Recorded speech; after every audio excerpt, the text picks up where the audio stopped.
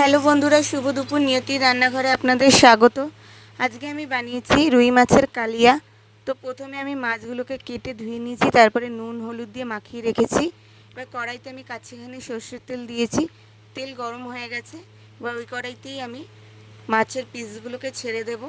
প্রথমে একটু হাই আঁচে ছেড়ে দিলাম, তারপরে মিডিয়াম আঁচ করে ঢেকে দিয়েছি। দেখুন মাছগুলো আমার ভাজা হয়ে গেছে, এরকমই লাল লাল করে ভেজে নিতে হবে। সমস্ত মাছ আমি ভেজে নিয়েছি। তো এবার মাছগুলোকে আমি তুলে নিলাম এক এক করে। দেখুন, খুব কড়াও হয়নি, খুব আবার হালকাও হয়নি, এরকমভাবেই ভেজে নিতে হবে।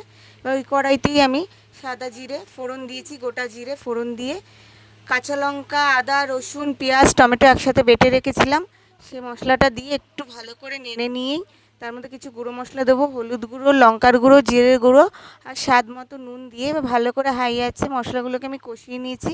দেখুন মশলা আমার কষানো হয়ে গেছে, তেলও ছেড়ে দিয়েছে। এবার একটু অল্প, বেশি না, হালকা পরিমাণে জল দিয়ে একটু নেড়ে নিয়ে ভেজে রাখা মাছগুলোকে দিয়ে দিয়েছি।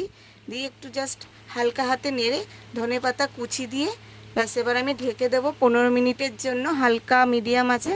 দেখুন কত সুন্দর কালার হয়েছে, মাছ রান্নাও হয়ে গেছে। এবার গরম মশলা গুঁড়ো দিয়ে একটু নেড়ে নিয়ে আমি নামিয়ে দিয়েছি। খুব সুন্দর একটা কালার এসছে, খুব সুন্দর গন্ধ বেরাচ্ছে।